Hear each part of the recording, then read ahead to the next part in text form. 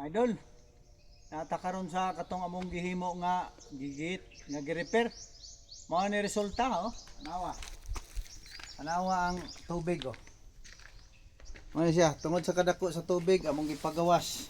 Oh, mao na ni siya ang kwan. Sa resulta sa gate karon oh. Kani gi-in-out pa namo ang tubig karon kay naglimpyo pa mi. Oh, tanawa dako kay tubig oh. Kita nimo. Tana dire ang exit sa tubig oh. Mao ni siya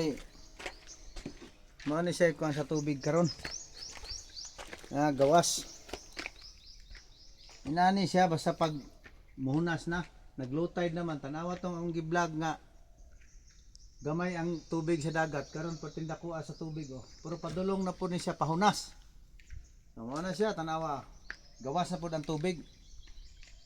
Okay.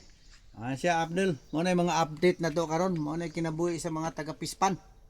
Okay, ayos.